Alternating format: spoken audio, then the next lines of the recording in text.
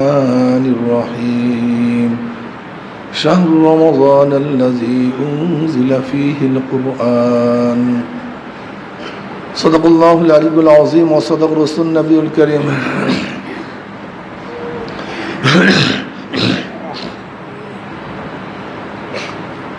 আল্লাহ পাক রব্বুল আলামিন দরবার লাখ কোটি শুকরিয়া যে মাওলাই কারীম দয়া করে মায়া করে এখন পর্যন্ত আপনাকে আমাকে হায়াতে রেখেছেন। গোটা দুনিয়ার মধ্যে আজকে দিনও বহুত মানুষ দুনিয়ার থেকে বিদায় হয়ে গেছে। বাংলাদেশেও বহুত মানুষ আজকে দুনিয়ার থেকে বিদায় হয়ে গেছে। বরিশাল জেলায় গিয়া দেখেন কত মানুষ, বরিশাল থানার মধ্যে এমনকি ইউনিয়নের মধ্যেও মানুষ আজকে দুনিয়াতে নেই, কিন্তু আল্লাহ পাক আপনাকে আমাকে এখনো হায়াতে রেখেছে। কি নিয়ামত না ভাই? কত মানুষ জিন্দা আছে, অসুস্থ, বিছানায়, হসপিটালে, কেউ অ্যাক্সিডেন্ট, কেউ হার্ট ডিজিজ, কত ঝামেলার মধ্যে আছে, শেষ নাই, কিন্তু আল্লাহ পাক আপনাকে আমাকে সুস্থ রেখেছে। কত মানুষ সুস্থ আছে, রোজা রাখার তৌফিক হয় নাই, কপাল পোড়া কুকুরের মতো।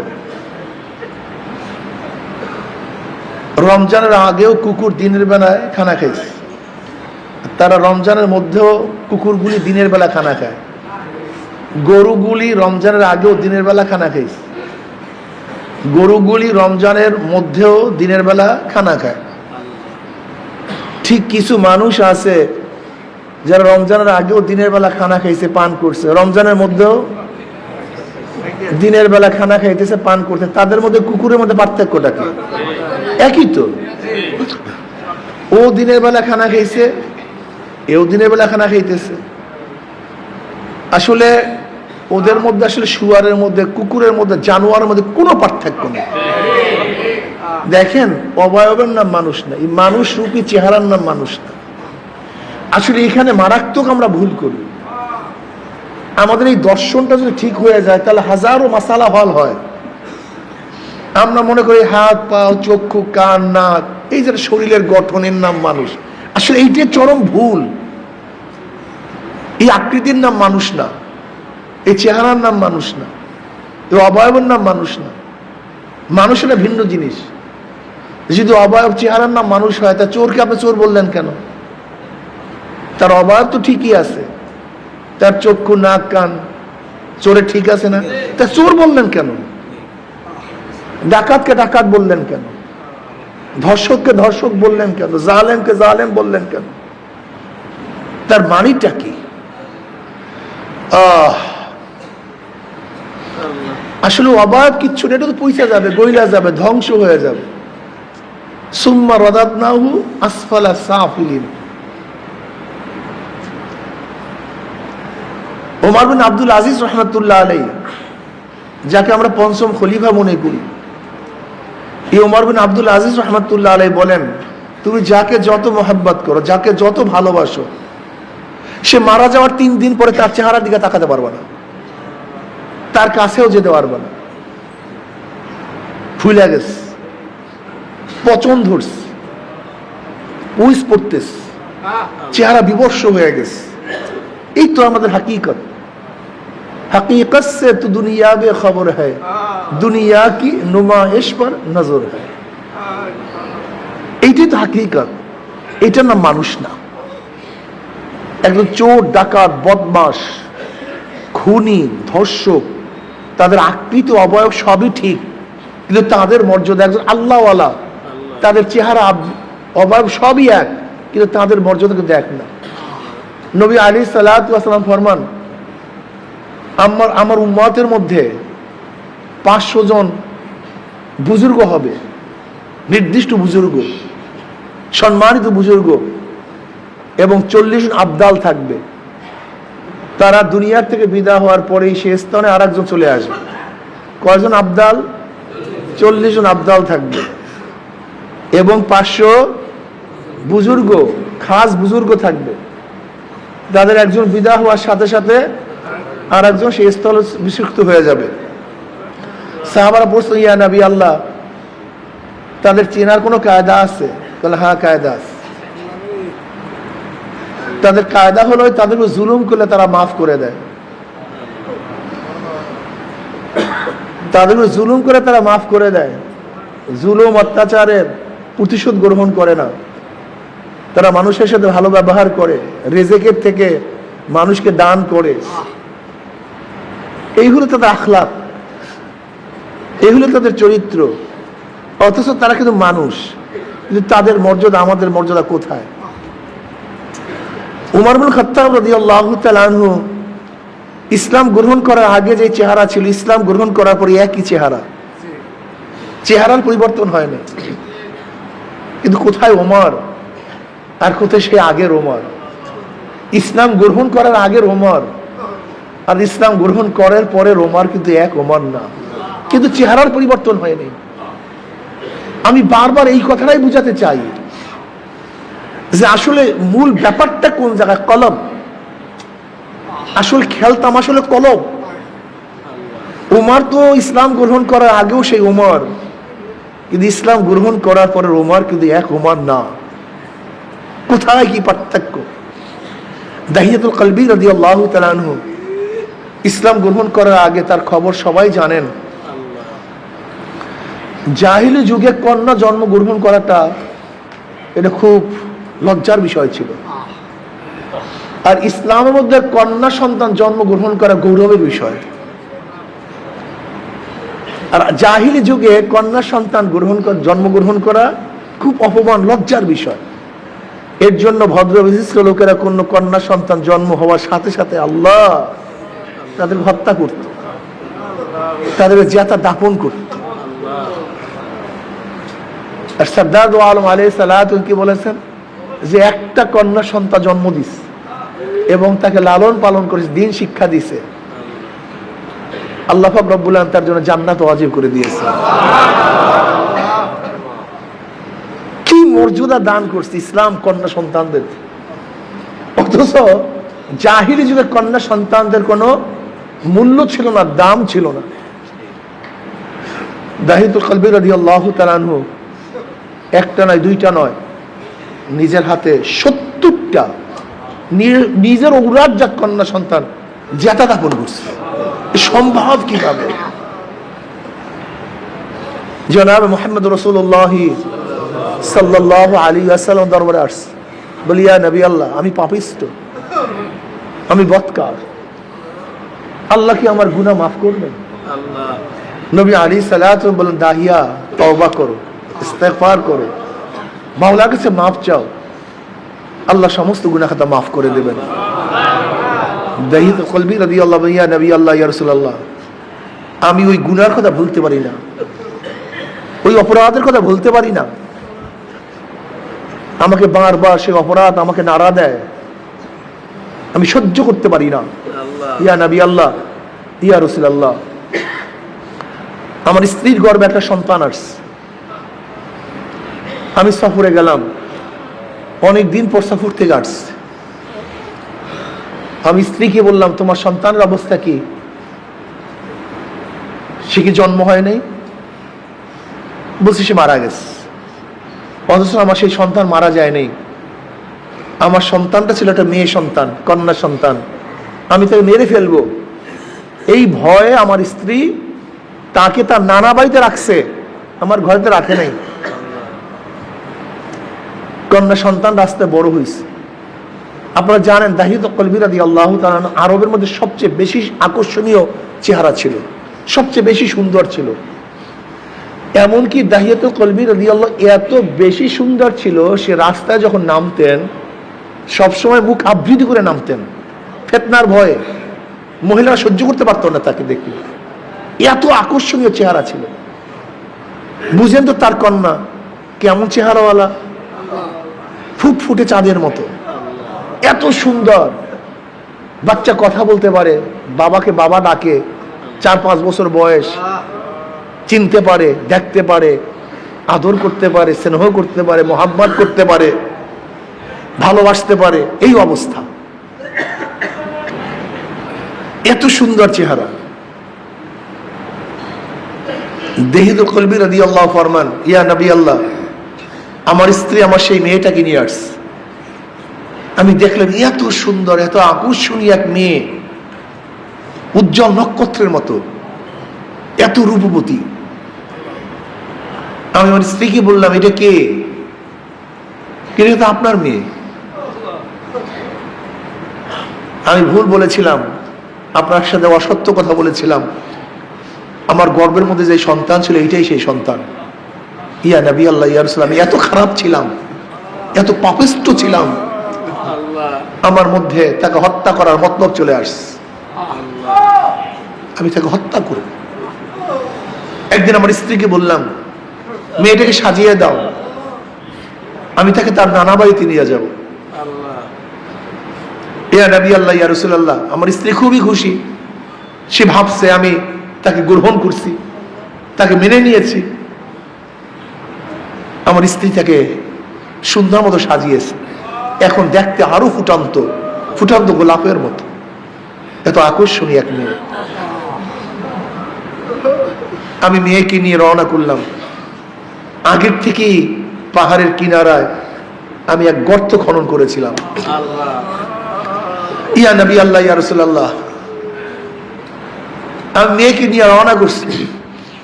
যেহেতু মেয়ে একটু বড়, তার নানা বাড়ির পথ সে জানে। আমি যখন অন্য পথ ধরছি, মেয়ে বলতেছে, আব্বু কোথায় নিয়ে যাও? এই যে তো আমার নানা বাড়ির পথ না। আমি বললাম, তুমি কয়টা চেনো নানা বাড়ির পথ? আমি ধমক দিলাম। মেয়ে হাঁটতেছে।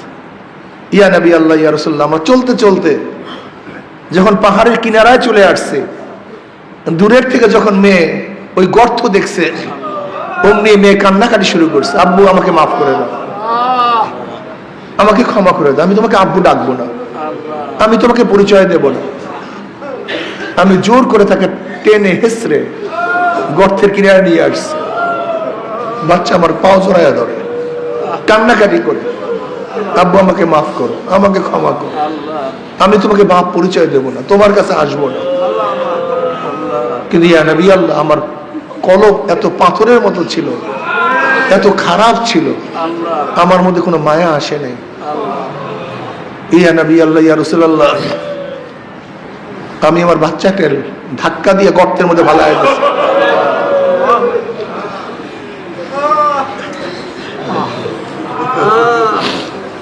চিল্লায়,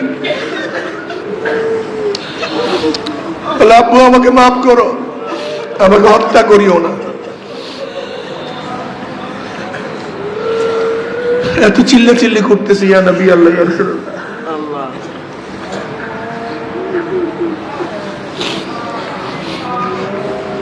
আমার মনের মধ্যে কোনো কমতি আসে নাই, নরমি আসে নাই। ইয়া নবী আল্লাহ, আমি সেই জাকা মেয়েটাকে, ফুটফুটি মেয়েটাকে আস্তে আস্তে মাটি চাপা দিয়ে ফেলেছি। ইয়া নবী আল্লাহ, এই কষ্ট আমি সহ্য করতে পারি না, এই গুনাহকে আমার মাওলা আমাকে মাফ করবে। নবী আলাইহিস সালাতু ওয়াস সালাম বলেন, দাহিয়া কোন মানুষ করতে পারে, মানুষ সহ্য করতে পারে? নবী আলাইহিস সালাতু ওয়াস সালাম চোখের পানি ছাড়িয়ে দিয়েছেন, সাহাবারা চোখের পানি ছাড়িয়ে দিয়েছেন।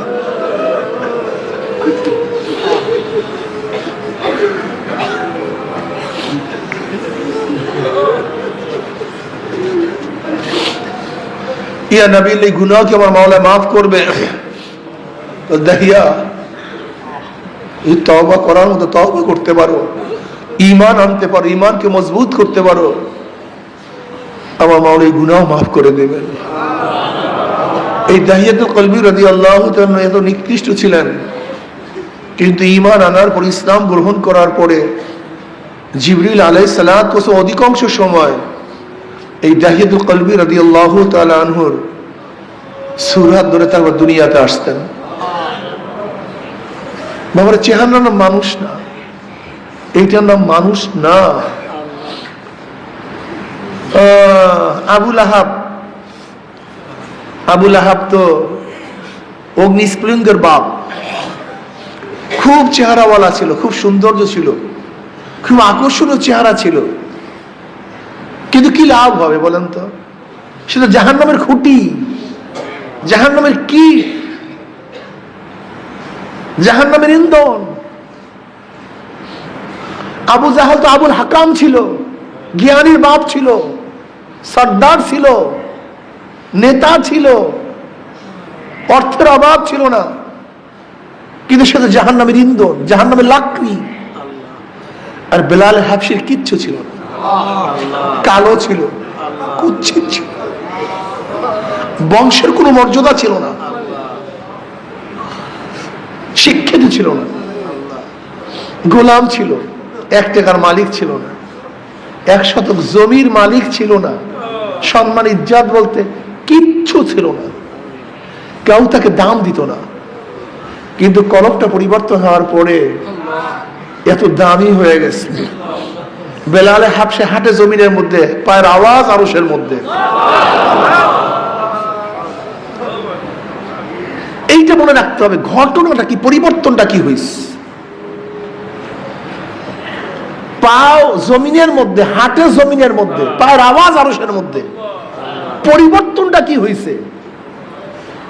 চেহারার পরিবর্তন হয় না, হাতের পরিবর্তন হয় না, কানের পরিবর্তন হয় না, চোখের পরিবর্তন হয় নাই, ওই শৈলের মধ্যে, সিনার মধ্যে যেটা কলব, ওই কলবটা পরিবর্তন হয়, আর কিচ্ছু না, আর কিচ্ছু না। খেলা কলবের মধ্যে। বেলাল হাবশি আজান দেয় জমিনের মধ্যে, 7 তবক আসমান ভেদ করে আজানের আওয়াজ চলে যায় আরশের মধ্যে। কিয়ামতের ময়দানে সমস্ত মানুষ উঠবে পায়ে হাঁটিয়া হাঁটিয়া, আর বেলাল হাবশি তার মর্যাদার কারণে কিয়ামতের ময়দানে উঠবে উটের পিঠে চড়িয়া। উমর ইবনে খাত্তাবের মতো বিশ্বজোড়া প্রেসিডেন্ট, প্রাইম মিনিস্টার, অর্ধজাহানের বাদশা, সে পর্যন্ত বেলাল হাবশি রাদিয়াল্লাহু তাআলা আনহুকে যখন সম্বোধন করতেন, সাইয়্যিদুনা বেলাল, আমাদের সর্দার, আমাদের নেতা বেলাল। কি পরিবর্তন হয়েছে বলেন তো। বেলাল হাবশি সে 1400 বছর আগে চলে গেছে, আজও চরমোনাই জামিয়া আল কারীম মসজিদে তার বয়ান চলতেছে। কি কামাই করছে।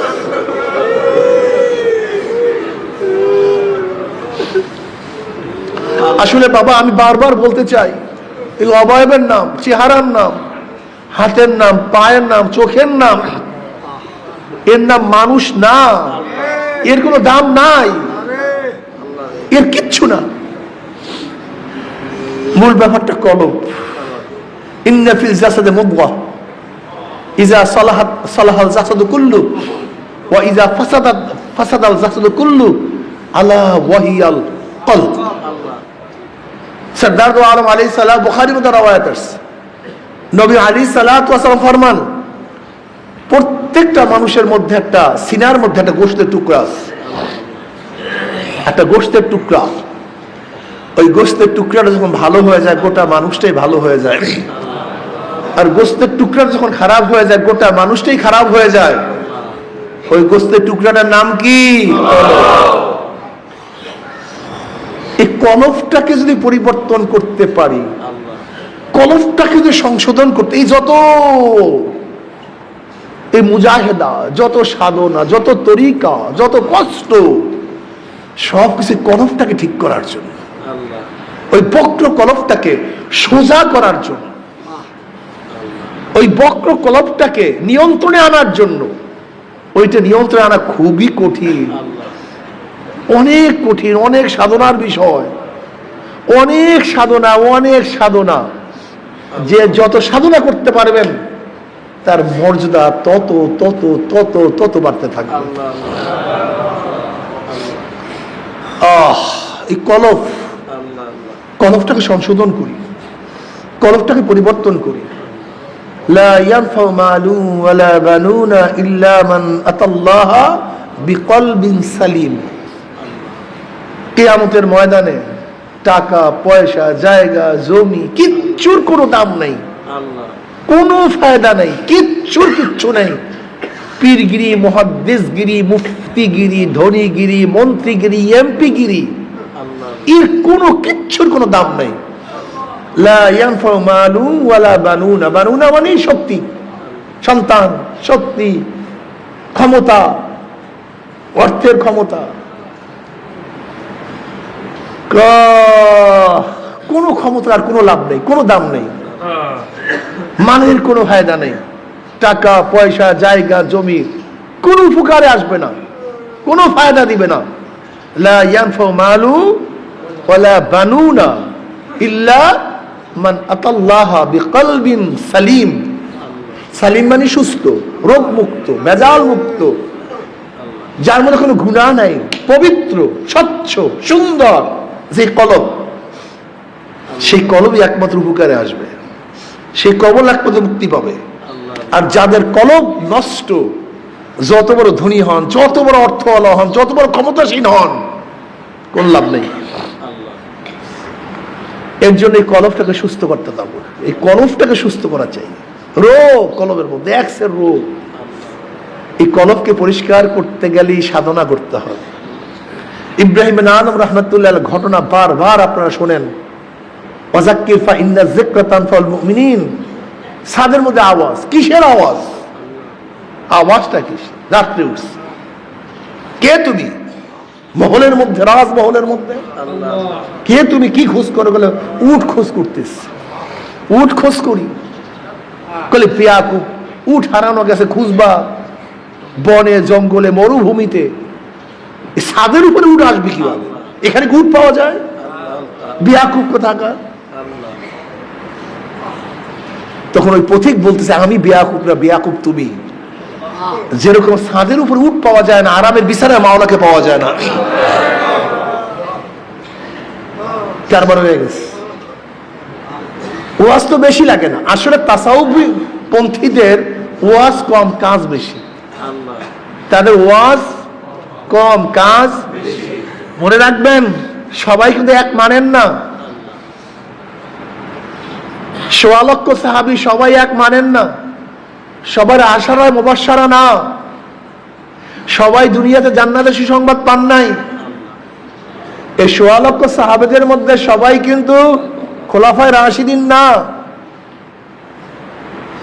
পার্থক্য আছে কি নেই? সমস্ত নবীদের মর্যাদার মধ্যে পার্থক্য আছে কি নেই? এই গোটা মানুষের মধ্যে মর্যাদার পার্থক্য আছে কি নেই? চরমনায় সমস্ত মুজাহিদের মধ্যে পার্থক্য আছে কি নাই? কাজে অন্য কারোর সাথে আপনি তুলনা করিয়েন না, আপনি আপনি নিজের চিন্তা করেন। এই মাত্র হাদিস শুনাইলাম, নবী আলাইহিস সালাতু ওয়াস সালাম বলেছেন, আমার উম্মতের মধ্যে 500 জন কি থাকবে? বুজুর্গ থাকবে, বিশেষ বুজুর্গ, এবং 40 জন আবদাল থাকবে। অথচ কোটি কোটি মানুষ, শত শত কোটি মানুষ। আপনি ভাবিয়েন না সবাই এক মর্যাদা, সবাই এক দামি না। পাগল, সবাই এক দামি না, সবাই এক মর্যাদা না। আপনি আপনার চিন্তা করেন, আপনি আপনার সাধক হন, আপনি আপনার পথ দেখেন, আপনি নিজের চিন্তা করুন। আমি কতদূর অগ্রসর হইতিস, কতদূর অগ্রসর হইতিস। আমি কথাটা বুঝাতে পারছি? চরমনায় সমস্ত মুজাহিদের মান এক না। আল্লাহ পাক এরকম কিছু মুজাহিদ রাখছেন, মুস্তাজাবুদ দাওয়া। আল্লাহ পাকের কাছে যেই দোয়া করেন, আল্লাহ পাক সেই দোয়াই কবুল করে ফেলেন। এরকম কিছু মুজাহিদ আছে তো, সবাই না, সবাই হওয়াও সম্ভব না। এত সাহাবাদের মধ্যে জান্নাতের সুসংবাদ পাইছেন কতজনে? 10 জন। সবাই মান এক না, সবাই সাহাবী। এই জন্য চরমনায় মুজাহিদের মধ্যে সবাই কিন্তু মান এক না রে পাগল। কিছু মুজাহিদ আছে আলহামদুলিল্লাহ, থাকবে এরকমই। সবাই ফার্স্ট ক্লাস ফার্স্ট হয় না, সবাই গোল্ডেন এ প্লাস পায় না, সব ছাত্ররাই পাস করে না। চরমনায় সমস্ত মুজাহিদরাই পাস করবে, ব্যাপারটা কিন্তু এরকম না। এর জন্য নিজের চিন্তা করবে, সাধনা করবেন। সাধনা দাম হলে সাধকের, যারা বেশি সাধনা করতে পারবেন তারাই দামি হয়ে যাবে। এই যে চরমনায় আসছেন, তার বিয়াতের মধ্যে আসছেন, সবার কি মান এক? কিছু মুজাহিদ আছে প্রত্যেকটা সময়কে কাজে লাগায়, প্রত্যেকটা সময়কে কাজে লাগায়, একটা সময় তাদের বেহুদা যায় না। সবাই কিন্তু তোর বিয়াতে আসছে, সবার কিন্তু মান এক না। এটা হবেও না, হওয়া সম্ভবও না, সম্ভবও না। এর জন্য কিয়ামতের ময়দানে নবী আলাইহিস সালাতু ওয়াস সালাম ফরমান, আমার এমন কিছু উম্মত হবে যারা এক একজনে হাজার হাজার হাজার হাজার জাহান্নাম থেকে সুপারিশ করে জান্নাতে নিয়ে আসেন। সবার মান এক না।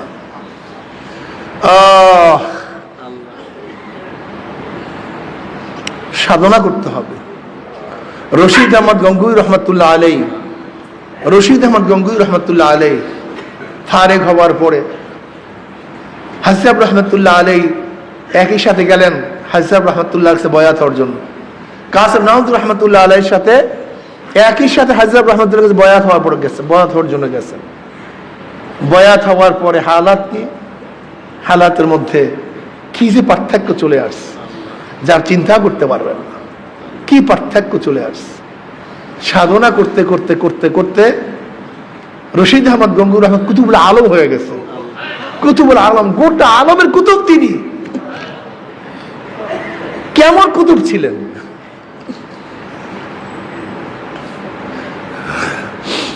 দাদা রহমতুল্লাহ আলাই তাসকিরাত রশিদিয়ার বরাত দিয়ে একটা ঘটনা নিয়ে আসছেন।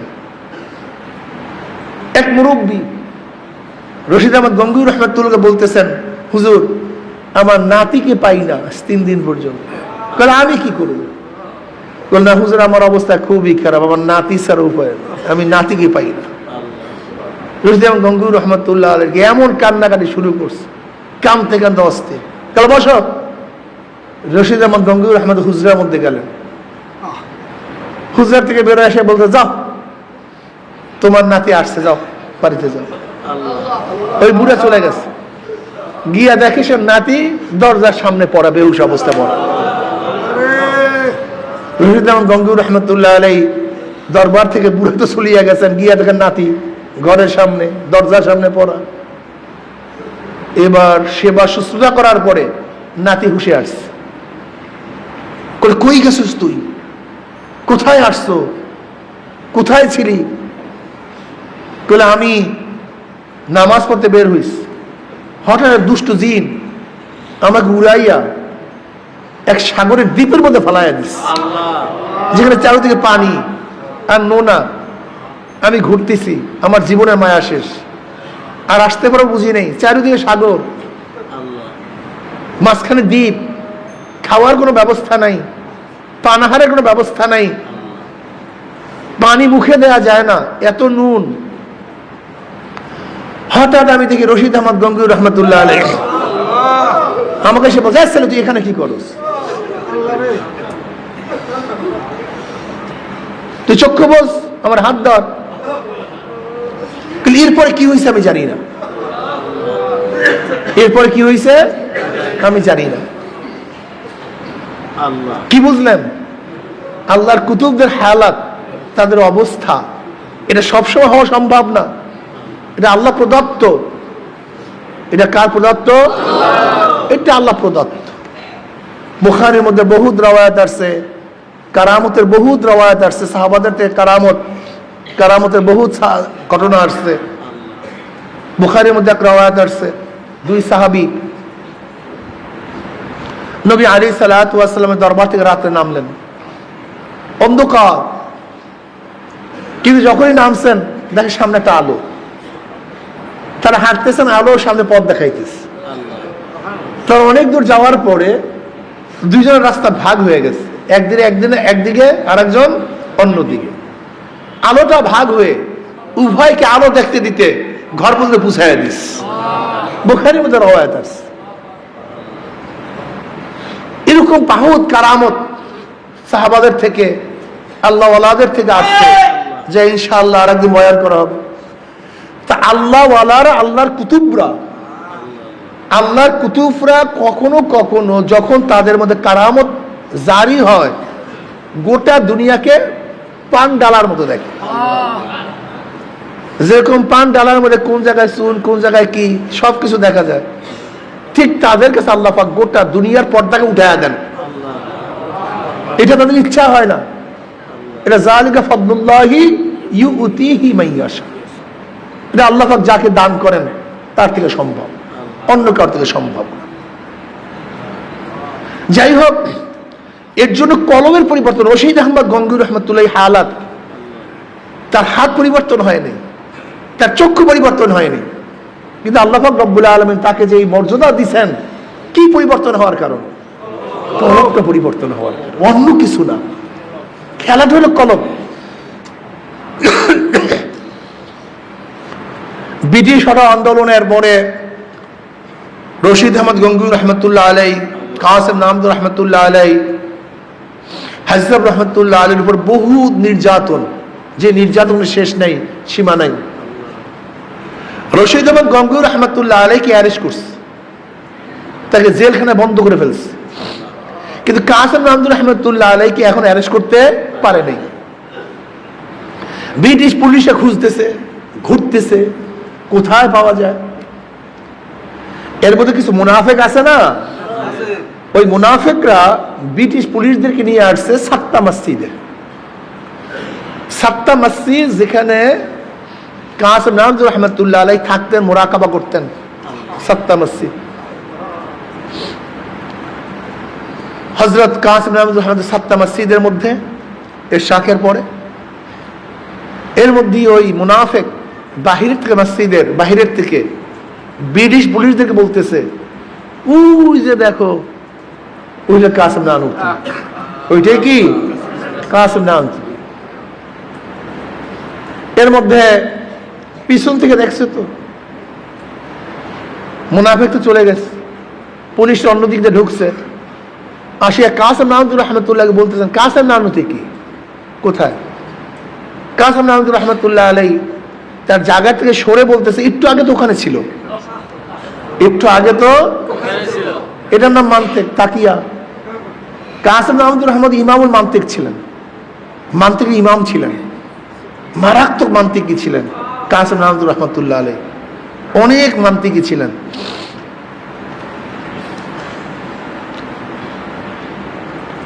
হযরত কাসেম নামদুর বলছে, একটু আগে তো ওখানে ছিলেন। এখন পুলিশ তো পায় না আর কাউকে, পুলিশ বের হয়ে গেছে, মুনাফিক তো ওই পাশে আছে, তাই তুমি না বললা মসজিদের মধ্যে কাসেম নামদুর আছে, কই পাইলাম তো না। বলে, আরে ভাই, যার সাথে কথা বলছে সেইটাই তো কাসেম নামদুর, সেটাই তো কাসেম নামদুর। এরপরে খুঁজে দেখা আর নাই, গায়েব হয়ে গেছে। রশিদ আহমদ গঙ্গুই রহমতুল্লাহ আলাইকে যখন পুলিশ অ্যারেস্ট করিয়া রেলে নিয়ে যাইতেছে, রশিদ আহমদ গঙ্গুই রহমতুল্লাহ আলাই জানলার বাইরে তাকাই একটা হাস দিস।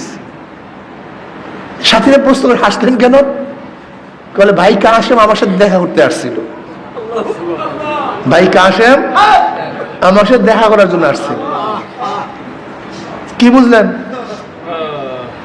এবার আসেন হাজরত রহমতুল্লাহ আলাইহির কাছে গিয়ে উবাইর এখন ফজিলাত বয়ান করতেছে।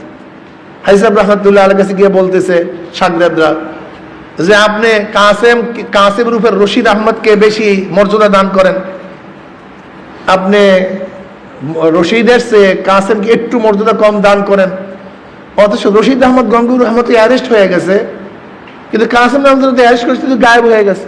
কাজে তো স্পষ্ট বুজুর্গি, যে বুজুর্গি কার মধ্যে ছিল না? রশিদ আহমদ গঙ্গুর মধ্যে ছিল না। সে তো অ্যারেস্ট হয়েছে, কিন্তু কাসেম নামদুর রহমতুল্লাহকে অ্যারেস্ট করতে পারে নাই, সে তো গায়েব হয়ে গেছে। এবার হাজরত রহমতুল্লাহ বলছে, এইটাই তো রশিদের বুজুর্গির আলামত। কিন্তু অ্যারেস্ট হওয়া, জেলে যাওয়াটা সুন্নাত, যেটা রশিদ আহমদ পালন করতে পারছে, কিন্তু কাসেম সেটা পালন করতে পারেনি। কথাটা বুঝাতে পারছি? আল্লাহু আকবার। যাই হোক, আমি যেটা বলতেছিলাম যে এই যে পরিবর্তনটা, কিসের পরিবর্তন? কথা কয় না। এই যে পরিবর্তনটা কিসের পরিবর্তন? রশিদ আহমদ গঙ্গুই রহমতুল্লাহ আলাই তো হাফিজুল হাদিস, ফকিহুন নফস, সামনের জানা জানে, লামিউ দেরারি যা সরার কিতাব, বুখারী সিয়াসতের কিতাবগুলি একাই পড়াতেন, ফকিহুন নফস, এত বড় জানুয়া। অথচ হাজরত রহমতুল্লাহ আলাইহির মতো কাফিয়া পাশ এক ব্যক্তির কাছে বয়াত হওয়ার পরে এমন কি পরিবর্তন আসলো যে রশিদ আহমদ গঙ্গুই রহমতুল্লাহর অবস্থা কি জানেন? একদিন তার এক শাগরেদ এসে বলতেছে, হযরত আমাকে মানুষ গালি মন্দ বকাবাকি করে, করে চিল্লা চিল্লি করে, নাচানাচি করে, নাচনেওয়ালা পীরকা মুড়ি, নাচুন্নে পীরের মুড়ি, আমাকে অবজ্ঞা করে। আমার কাছে খারাপ লাগে, কিন্তু আমি তো হালাত টিকাইতে পারি না, ঠিক রাখতে পারি না। আল্লাহ রশিদ আহমদ গঙ্গুর রহমতুল্লাহ আলাই তার মুরিদকে বলছেন, যাও, যখন ওই ব্যক্তি তোমাকে টিটকারি করবে তুমি তখন তাকে বলবা যে হুজুর শুধু নিজে নাচে না, নাচায় ও নাচতি হ্যাঁ নাচাতে ভি হ্যাঁ, এই কথা বলবো। যখনই ওই ব্যক্তি টিটকারি করার জন্য আসছে তখন এই কথা বলছে, উনি শুনে নিজে নাচে না, উনি নাচায়ও, তার মধ্যে হালাত পয়দা হয়ে গেছে, হালাত পয়দা হয়ে গেছে। এর রশিদ আহমদ গঙ্গুর রহমতুল্লাহ আলাই, রশিদ আহমদ গঙ্গুর রহমতুল্লাহ আলাই জুতার পায়ের আওয়াজে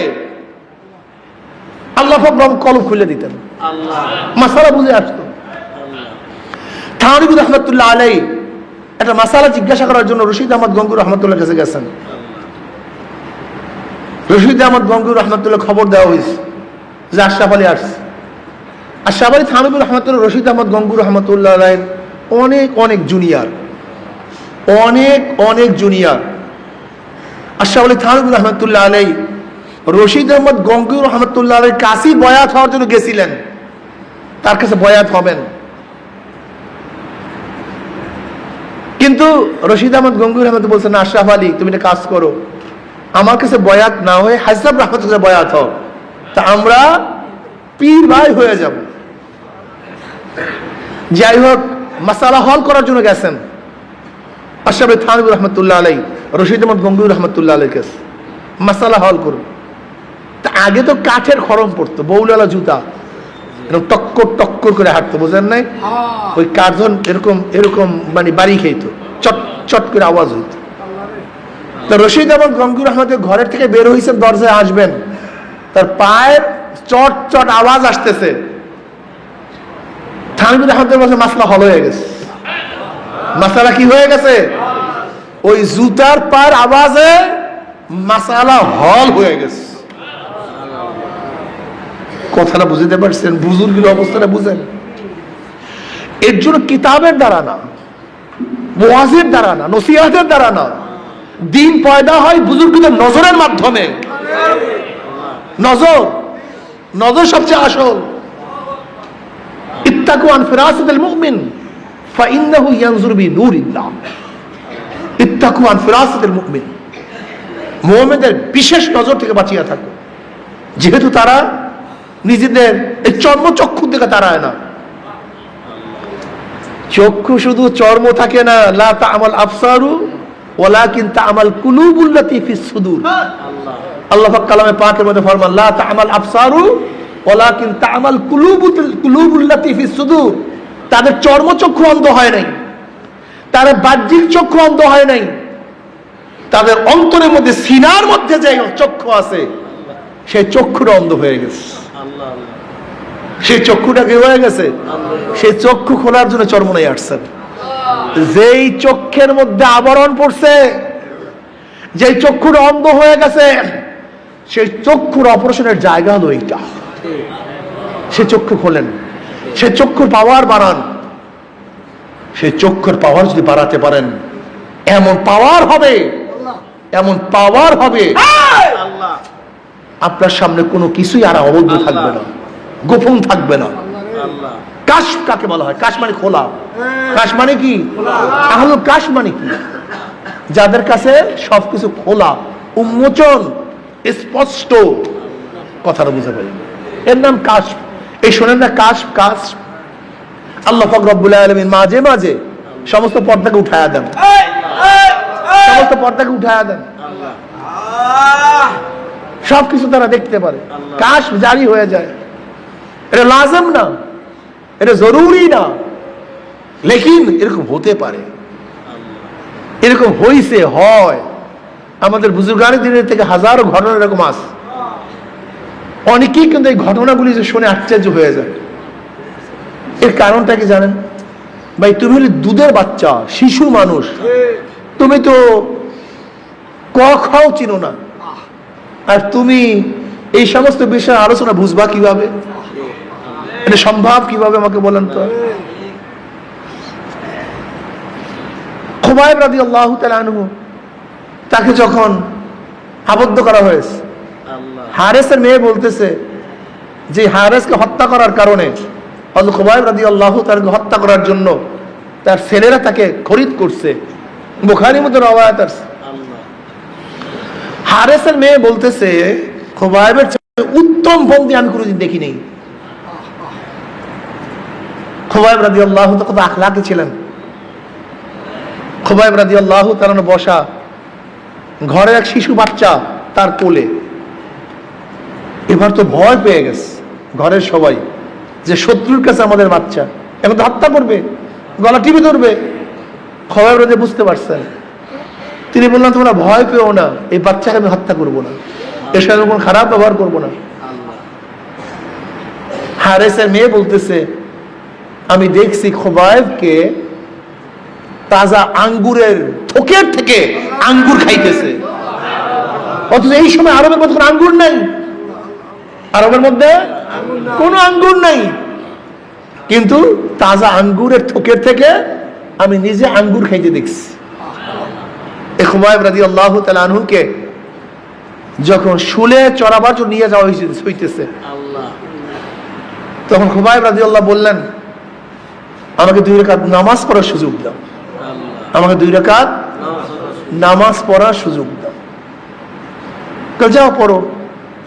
খুবাইব রাদিয়াল্লাহু তাআলা আনহু হালকা খুব সহজে 2 রাকাত নামাজ পড়লেন।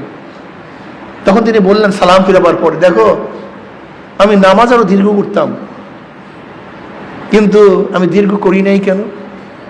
তোমরা ভাববা আমি মৃত্যুর ভয়ে নামাজকে দীর্ঘ করতেছি।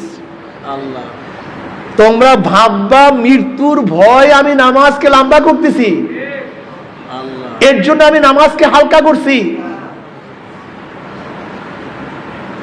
এরপর হযরত খুবাইব রাদিয়াল্লাহু তাআলা আনহুকে যখন শুলে চড়াবার জন্য প্রস্তুতি নিচ্ছে, তখন তিনি বললেন ওয়ালাস্তু উবালি হিনা উক্তালু মুসলিমান, হিনা উক্তালি মুসলিমান আলা আইয়ি যানবিন কানা ফিল্লাহি মাসরাই ওয়া যালিকা ফি যাতিল ইলাহি ওয়া ইন ইয়াশা ইউবারিক ফি আওসালি শিলবি মুমাজ্জাই।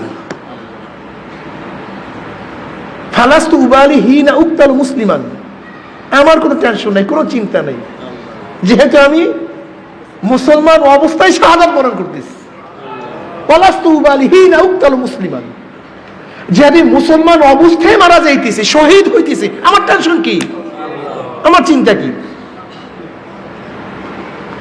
আলা আইয়ি শাক্কিন কানা ফিল্লাহি মাসরাই, অন্য রওয়ায়াত আলা আইয়ি যানবিন কানা ফিল্লাহি মাসরাই।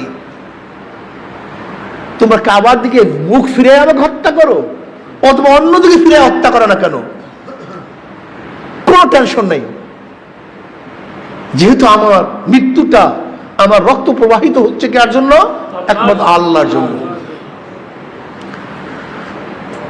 ওয়াযালিকা বিল্লাহি ওয়া কানা যালিকা কি হিনা উক্তাল মুসআলা যাইন ওয়াযালিকা ফি যাতিল ইলাহি ওয়া ইন ইয়াশা ওয়াযালিকা ফি যাতিল ইলাহি ওয়া ইন ইয়াশা ইউবারিক ফি আওসালি শিলবি মুমাজ্জাই। আল্লাহ পাক ইচ্ছা করলে আমার প্রত্যেকটা জোড়ার থেকে, আমার প্রত্যেকটা রক্তের ফোঁটার থেকে আল্লাহ পাক রব্বুল আলামিন আমাকে বহুত বহুত বরকত দান করবেন। ইউবারিক ফি আওসালি শিলবি মুমাজ্জাই। তারা শহীদের মুহূর্তেও, জীবন বিসর্জন দেওয়ার মুহূর্তেও তাদের কত সুখ, কত আনন্দ, যে আমার কোনো চিন্তা নাই। ফালাস্তু উবালি হিনা উক্তাল মুসলিমান, আমার কোনো টেনশন নাই, কোনো চিন্তা নাই, যেহেতু আমি মুসলমান অবস্থায় মারা যাইতেছি। কি মজার কথা! আর আমরা মারা যাওয়ার আগে চিন্তা করি আমাদের এই বাড়ির কি হবে, টাকার কি হবে, এইটার কি হবে, সেইটার কি হবে। আর তাদের চিন্তা ফালাস্তু উবালি হিনা উক্তালু মুসলিমান আলা আইয়ি যানবিন কানা ফিল্লাহি মাসরাই ওয়া যালিকা ফি যাতিল ইলাহি ওয়া ইন ইয়াশা ইউবারিক ফি আওসালি শিলবিন মুমাজ্জাই। কত মজার কথা! কলবটাকে পরিষ্কার, আল্লাহ কলবটাকে সাফ করিয়া দাও, আমিন।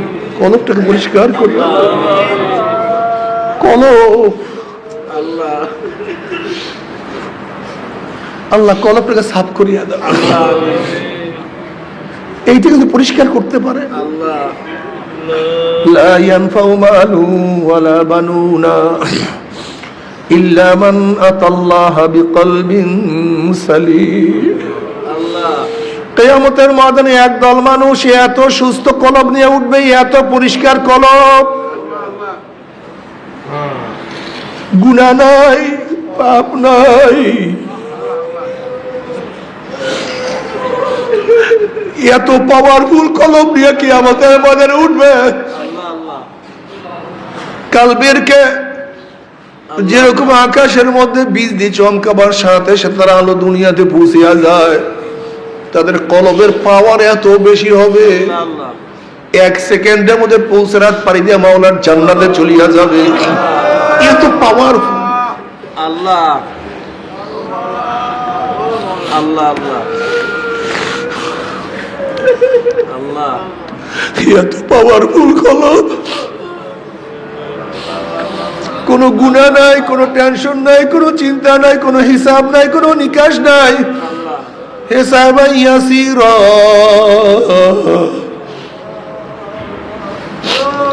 আমলনামা নেকের ওজন, শুধু নেকার।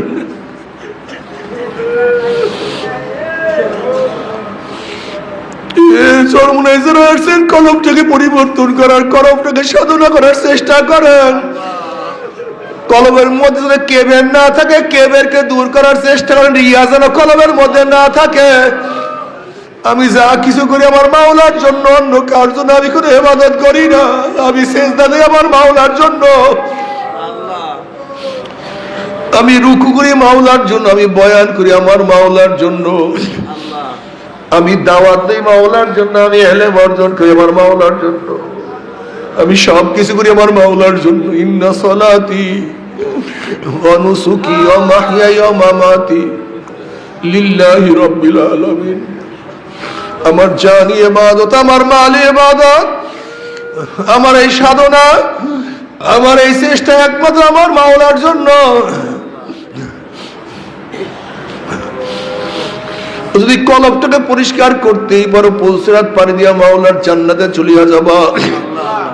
তুমি কি দেখো না রাবিয়া বসরি রাহমাতুল্লাহি আলাইহা এই কলবটাকে পরিষ্কার করার কারণে আমার মাওলা কি মর্যাদা তাকে দান করছে।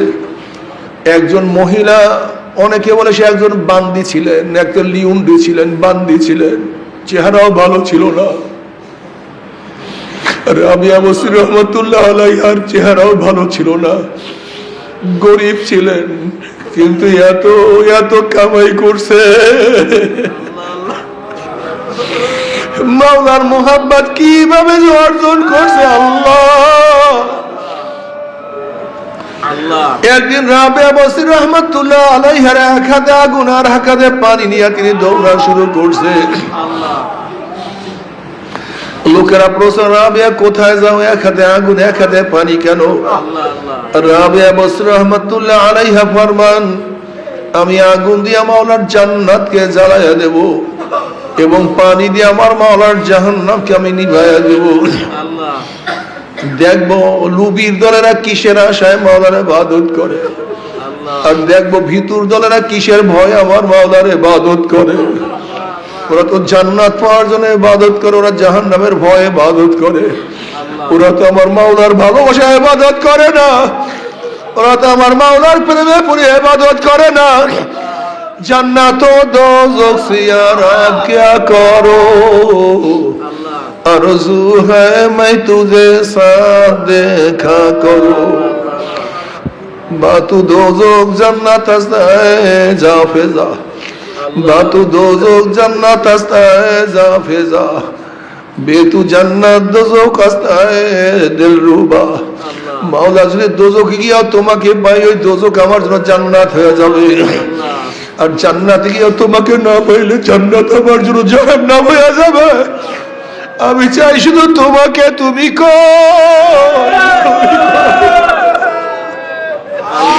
ওরে কলবটাকে মাওলার জন্য খালি করিয়া ভালো।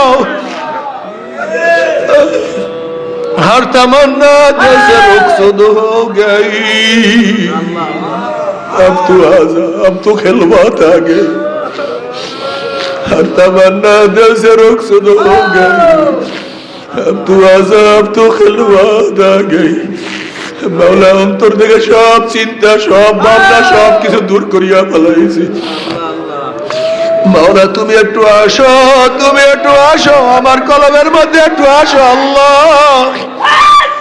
তোমার মোহাম্মতের কলমকে পূর্ণ করিয়া দাও, তোমার ভালোবাসাদের আমার অন্তরে ভরিয়া দাও। কত মোহাম্মত করি আল্লাহ আল্লাহ ডাকে আমার মাওলাকে। ইয়া বাবা ইয়া নাবা ইয়া মুস্তুযু ইয়ামিকুনা, ইয়া বামুরা ইয়া নাবা ইয়া মুস্তুযু ইয়ামিকুনা, হাসলা ইয়া দিয়ানা ইয়া দারুযু ইয়ামিকুনা। মাওলা তোমাকে পাই অথবা নাই পাই, তুমি আমাকে ধরা দাও অথবা না দাও, তুমি আমার ডাকে সাড়া দাও অথবা নাই দাও, আমি তোমার ডাক ছাড়বো না, আমি তোমার পথ ছাড়বো না, আমি তোমার পথে থাকবো। আমি তোমাকে ডাক দিয়ে থাকবো। আল্লাহ ওনাদের খেয়াল কত মজা।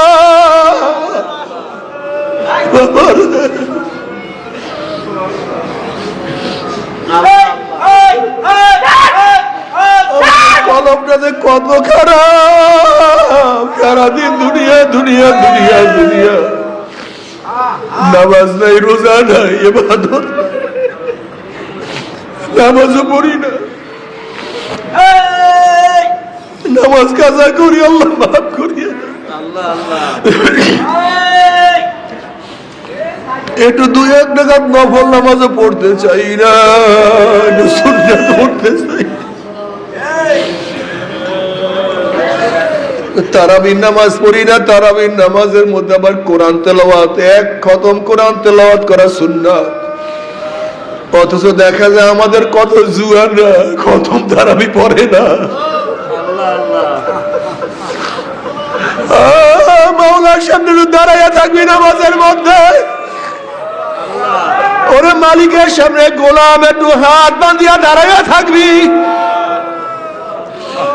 একটু বেশি সময় মালিকের সামনে দাঁড়াইয়া থাকবা, তাও তুমি পারো না, তোমার এইটাও সহ্য হয় না। একটু মাওলার সামনে দাঁড়াইতে পছন্দ করো না রে গাদা। ওই কিয়ামতের মাঠে 50,000 বছর কিভাবে দাঁড়াইয়া থাকবা আল্লাহ। আজকে তারাবির মধ্যে, নামাজের মধ্যে কিছু সময় দাঁড়াইয়া থাকতে চাও না, আর কিয়ামতের মাঝে একদিন নয়, 2 দিন নয়, 1000 বছর, 10,000 বছর নয়, 50,000 বছর দাঁড়াইয়া থাকতে হবে। আল্লাহ আমাদের সবাইকে মাফ করিয়া দেয়।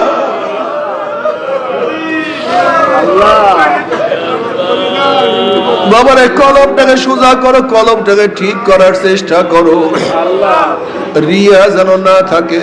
কেবে উম্মুল আমরাজ, কেবে সবচেয়ে খারাপ, নিজেকে মিটায়া দাও। খোদা মুঝসে মুঝকো দূর কর। আল্লাহ তুমি আমাকে ভুলাইয়া দাও, আমি কিছু না।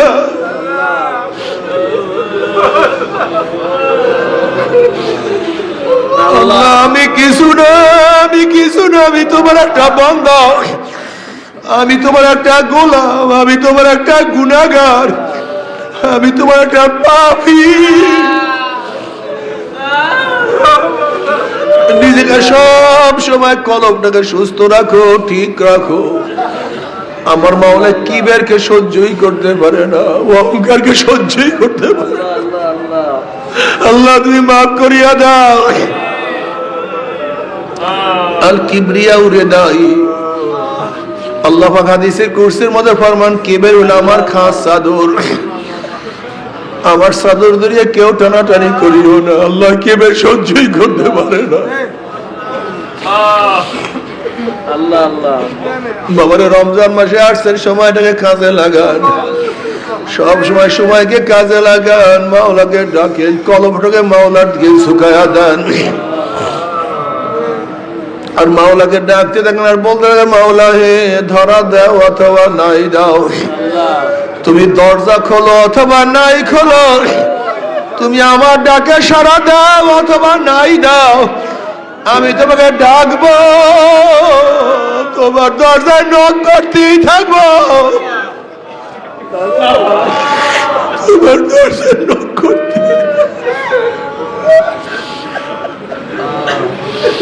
আমার জন্য দোয়া চাই, আজকের আমাদের দ্বিতীয় দিন চলে যাইতে আছে। রমজানের প্রথম দিনই মাওলা কত মানুষকে রহমত দিয়া ভূষিত করিয়া ফেলাইছে, অথচ মাওলা আমাকে রহমত দিছে কি দিছে না আমি তো এখনো জানি না। কাজে সবাইকে নিয়ে দোয়া করো। ও আমার মা বোনেরা যারা পর্দার আড়ালে এই রোদের মধ্যে আসছে, আল্লাহ তুমি আমার মা বোনকে কবুল করিয়া নাও। সবাই সবার জন্য খাস করিয়া দোয়া করে, আল্লাহুম্মা আমিন, আল্লাহুম্মা আমিন।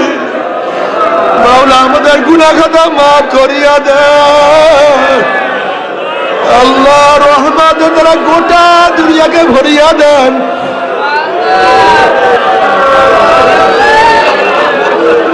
আল্লাহ রহমতের দ্বারা গোটা দুনিয়াকে ভরিয়া দেন। আল্লাহ রহমতের দ্বারা গোটা দুনিয়ার গোটা মাখলুকাত রহমত নাযিল করেন। আল্লাহ আমাদের দেশের উপর রহমত নাযিল করেন, আমাদের উপর রহমত নাযিল করেন। আল্লাহ রহমত থেকে মাহরুম করিয়েন না, আল্লাহ রহমত থেকে মাহরুম করিয়েন না।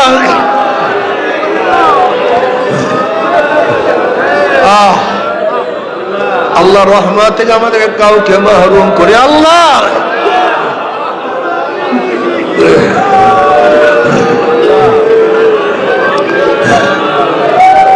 আল্লাহ আমাদের সবাইকে মাফ করিয়া দেন, আমাদের সবাইকে ক্ষমা করিয়া দেন। আল্লাহ আমাদের গুনাহ সীমা আছে, সংখ্যা আছে, আপনার রহমত সীমাও নাই, সংখ্যাও নাই। আমাদের গুনার দিকে না তাকাই আপনার রহমতের দিকে তাকাইয়া আপনি আমাদের জিন্দেগীর সমস্ত গুনাহ খাতা মাফ করে দেন আল্লাহ।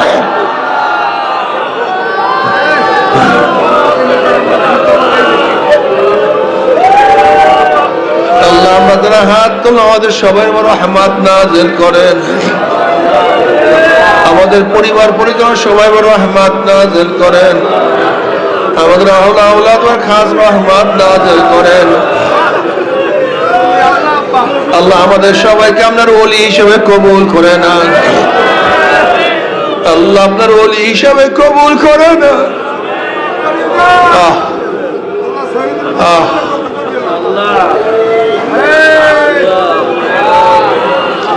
আল্লাহ আমরা যারা হাত তুললাম যাই না কার মা নাই, বাবা নাই, স্ত্রী নাই, সন্তান নাই, দাদা নাই, দাদু নাই, নানা নাই, নানু নাই, ভাই নাই, বন্ধু নাই। আল্লাহ যত মুমিন মুমিনাত মুজাহিদরা কবরে শুয়ে রয়েছে চিরকাল বাবার আযাবকে মাফ করে দেন। ইয়া আল্লাহ খাস করে আমাদের শায়খ ও মুর্শিদের কবরকে জান্নাতের বাগিচা বানায়া দেন, দাদাদের কবরকে জান্নাতের বাগিচা বানায়া দেন। মা দাদা সহ তামাম দুনিয়ার মা শায়খদের মাকামকে জান্নাত মধ্যে বুলন্দ করে দেন। আমাদের আওলাদকে আমরা খাস গোলাম বানিয়ে কবুল করে নেন। আপনার মারিফতের নূরের বাতি আমাদের প্রত্যেকের কলবে জ্বালায়া দেন। রব্বির হামহুমা কামা রব্বায়ানি সগীরা। وصلى الله تعالى على خير خلقه محمد وآله وأصحابه وأزواجه وأتباعه أجمعين وارحمنا معهم برحمتك يا أرحم